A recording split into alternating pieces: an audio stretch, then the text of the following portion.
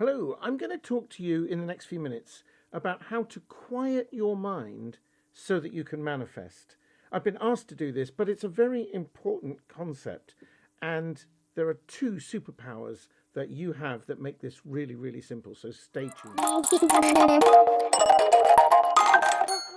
Okay, so the first superpower is your ability to notice. Now, these two are kind of very similar and they overlap, but there is a slight distinction, so I want to make it.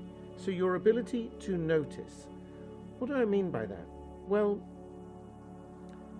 you can notice your own thoughts. Let's try a little experiment, okay? So all I need you to do, and you can do this, you can pause the video, do it for 10 seconds, 20 seconds, and when the video's over, try it for 5 or 10 minutes, because it's a very, very interesting experience. But all I want you to do is to notice your thoughts. That's all. Just watch them. Like you would watch a soap opera on TV, or a drama at a movie, or in the theatre. So what I mean by that is, you're watching, you might be all caught up in the drama, but at the same time, you know that you're safe on your sofa. You've got your popcorn or your glass of wine or your coffee or whatever it is, and even if there are explosions on the screen or people being beaten up or whatever it is, you're okay. You know that, even if you're, what's going to happen to them? Because you know it's not real, and you know that you're not in any harm's way. So you can just watch in that detached way, and you can watch your own thoughts like that. There's a drama playing out in your head, and it might be about what to have for lunch, or it might be about, I don't know, where you're going on vacation, or it might be about paying a bill, or whatever it is. But simply watch, and you don't know, just like you don't know in the soap opera what's going to happen, you don't know what's going to happen inside your head either. So I suggest you actually pause the video for 10 or 15 seconds. You can put a timer on your phone or something, and close your eyes and simply watch your thoughts. Don't try and change anything. Don't try to influence anything. There's no right or wrong with this. It's all, let it be as it is. Okay? Pause the video. There you go. Right, I'm going to assume that you did that. Welcome back. Now, let's do it again with a tiny twist. I want you to, again, pause the video. When I tell you, notice your thinking, notice your thoughts, just observe them. Don't try and change anything. Don't influence anything. But this time, have in mind the question, I wonder what my next thought will be. Again, doesn't matter what it is, doesn't matter what it's about, no one's going to ask you, can be private, can be personal, can be naughty, can be nice, whatever it is fine. But simply, and really do this, really actually take 10 seconds, you can afford 10 seconds out of your day to close your eyes and just watch your thoughts with the question in your mind as you close your eyes, as you go through the experiment. I wonder what my next thought will be, and just see what happens. Okay, off you go. Pause the video. See you in 10 seconds. Right, now, I'm not there with you, so I can't ask you exactly, and I've done this experiment hundreds of times with people, and answers vary. But what I'd like you to do is tiptoe back through the experience and just check with yourself, especially the second time, but maybe both times, what happened. Because there's a good chance, and again, this is much easier if you do it for a few minutes, it's easier to notice, but there's a good chance that you noticed, thought, could have been about anything, and then while you were waiting to see what the next thought was about, there was a gap while you waited. Now, what's in the gap? Thought, gap, another thought, another gap, another thought, gap, might have been like that. As I say, everyone's different. And if that didn't happen for you, it's fine. There's no right or wrong with this. But you can do that. You will notice that thoughts are there sometimes and then they're not there sometimes. You can try this in other ways, like, here's a pen. Now, I don't know where you are as you watch this, but if there's something around, a coffee mug or an item, a pen or pencil or something you can easily pick up, would you just, for a moment please, just reach out and pick it up? I don't need you to do anything with it, just reach out and pick it up. Now, here's the question. While you were actually reaching out, what were you thinking? What was going on in your head? Now, the chances are, and I know that's quite difficult to capture, and I know I kind of caught you out because you weren't expecting me to ask that, but if I told you in advance, I'm going to ask you to do that, then you would have been trying to look for it. So the point is that we do all kinds of things all the time like that. When you're walking, you don't think, now I've got to move my left foot, now my right foot, now my left foot, now my... We just walk. And driving, if you drive, if you're an experienced driver, if you've been driving even a little while, you can sing along to the radio, chat to your family in the car, whatever, and still drive and not remember how you got home. So what were you thinking about the driving? So there's all kinds of levels of this. But my point is this: thought is not there all the time. We tend to believe that our thinking makes up kind of who we are. But that's not where the self is. The self isn't your thoughts. Your personality isn't your thoughts either. Just consider that for a moment. You've changed. However old you are, I bet you're more than, I don't know how old you are watching this, but I bet you're more than 5. Okay? So when you were 5, you would have had beliefs and ideas about how the world worked and how important certain things and people were in your life that now, at whatever age you are now, presumably as a grown-up, you think, well, no, I don't think that anymore, or that doesn't matter so much anymore. What you thought about candy or toys or certain teddy bears and so on at that age have probably changed considerably, and your priorities are pretty different now. And in another 10 or 20 or 30 years, it's quite likely they will be again. Now, that isn't to do with what you think. That's happening somehow in the background. So let's go back to the gap. When you did the experiment, particularly the second time, there's a reasonable chance that while you were waiting to see what the next thought, discover what the next thought would be, you were simply waiting. Now, in that moment of waiting, and I realize that in actual measurable time, it would have probably been fractions of a second, because I only said do it for 10 seconds. But nevertheless, what's in the gap? Because you weren't asleep, you're clearly not dead, you're wide awake, eyes closed, sure, but still awake. What's in the gap was your awareness of being. Nothing else. In that moment, and it may have only been a tiny fraction of a second, you were aware of nothing. But it's not nothing. It's not absolute void emptiness, because you're aware. There's just no thought in it. And it's like awareness, and that's the second superpower, is the blank canvas, or the screen if you like, onto which we project thoughts, and by doing that we create experience.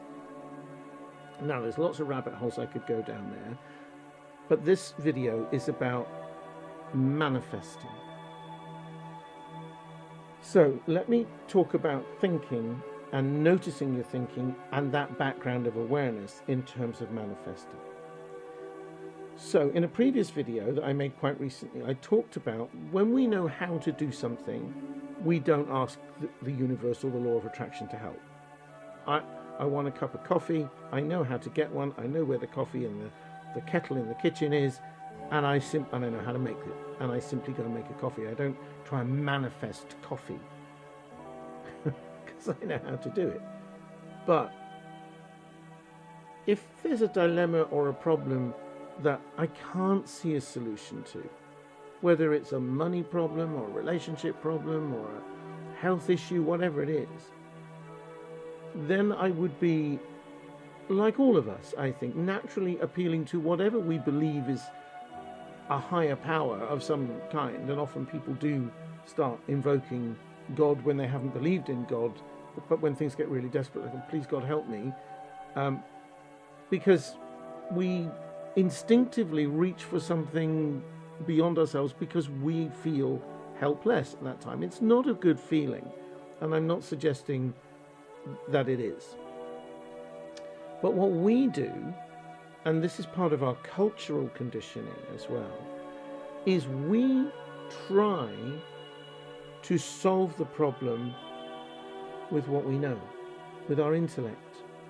And this is what I call inside the box thinking. Now, I don't know if you've ever been part of a brainstorm, but they will tell you we need to think outside of the box to solve this problem. And I say, in order to think outside of a box, you better know what's in there first, because otherwise how will you know when you're outside of it? So that's a longer talk, but in a nutshell, what's inside any box? Like, I have a box that knows how to make coffee. I don't have a problem with making coffee. Probably you don't either. We know how to make coffee, but we have a box. When I was a very small child, I suppose I didn't know how to make coffee, and somebody had to show me and teach me how to be careful with boiling hot water and so on. But now, for many, many years, none of those things have been a problem. I can make coffee. So I have a box of knowledge and thinking about how, if somebody said to me, how do you make coffee? I could tell them step by step, do this, do that, do the other, and you'll end up with a hot cup of coffee. And probably so could you. But now we have a dilemma which we don't know how to solve, or a desire which I desire more money, or I'm really feeling I'm falling in love with somebody and I don't know if that person wants to be with me, and the kind of things that people invoke the law of attraction for. So how do I solve it? Let's talk about money, because it's tangible, we can count it. You know if you've got a certain amount of money or not a certain amount of money in the bank. So let's say I want a certain amount of money and it's out of reach. I don't have that amount of money and I need it by Monday, and I don't have it. So what we'll do is we'll go inside the box to try and solve the problem. I could put some stuff on eBay, or I could ask the neighbours if they'll pay me to walk the dog, or whatever you think is, those ideas. Wherever you've been before is what will happen. So you've got a box. That's what's inside your box of thinking. There's nothing wrong with that. It's based on experience and knowledge and maybe ideas and inspirations you've got from other people or teachers or other people you know have tried certain things and have successfully navigated through whatever problem you're trying to solve. Let's say that. But it's still a box. You can't get outside that box on your own. There's nothing you can do, because your head will just go round and round and round the same old circles. Well, I've tried that and that didn't work, and that'll take too long, and I need expensive equipment to do X, Y, Z. And so you stymie yourself. If I knew how to get the money by Monday, I would just do it, but I don't. So the key to manifesting is to stop doing that, and the way to stop doing that is what I've just showed you. Watch your thinking, just watch. The question was, how do I quiet my mind? And in a way, the answer is your mind is always quiet. It's you that isn't. You're busy trying to solve it. So instead of trying to solve it, don't force yourself to stop, because that just causes more thoughts about, well, now I'm doing that, and yeah, but I'm supposed to stop thinking. No, just watch the thinking about, just like, oh, there I go. My great mentor, a man whose teachings I love greatly, Michael Neal, has a wonderful metaphor for this. He talks about the snow globe. I haven't got one, unfortunately, but snow globe. In order to see the scene, the only way to see the scene is to put the snow globe down and let the snow settle. Then you'll be able to see clearly. And so I want you to think, when your head is busy, think of it like I'm snow globing. So just, you can meditate, that's one way, but once you're aware of this, you can get there in an instant, anytime. You can simply notice that background of awareness. It's always there. It's always there. I'm thinking a thought, and that thought, and that thought, and that thought. But just let it pass by, like the TV soap opera. You can have that. You can have television. Some people are very good. I'm not, because it distracts me. But some people are very good at having the television on in the background, and they get. I've known students do it. They're busy working away, studying, and they pass exams, and the television's on. So do that with your thinking. It's just, you don't have to think it's impossible. You don't have to think, I don't know a way so, or I'm no good at this kind of. You don't have to think any of those things. Those thoughts may show up, especially if you've done them habitually. And you don't have to fight them. In fact, don't fight them. Just ignore them. It's only when we latch onto thoughts that it becomes, well, that now it's impossible, and then you're back inside your box. So, this probably isn't what you expected. You thought I was going to give you some kind of meditation technique or incantation to chant or whatever, and you can do any of those things. There are a million ways. I mean, there are lots of videos and of course audios about meditation, for example. And I do meditate. I learned to meditate many years ago in the 1980s, and I don't do it as regularly as I probably should, but I am now always aware of this background of awareness, and I'm aware that when I'm thinking things that make it feel like, oh no, but that can't happen, that isn't possible, that I can catch myself and go, oh, I don't have to think that. And then the thoughts just naturally, the snow globe settles on its own. It can take a bit of practice, and I really recommend that you do the thing that I told you, but do it for like 5 minutes, and do it every day. Do it for 15 if you can. Do it every day. Just sit quietly where you won't be disturbed, turn your phone off, put the cat out, whatever, and just watch your thoughts. Just watch your thinking. Nothing. Don't try anything else. That is a form of meditation. And when there's the gap, when the gap comes, just, I wonder what my next thought will be. Watch the gap. Thoughts will come, thoughts will go, but just watch the gap.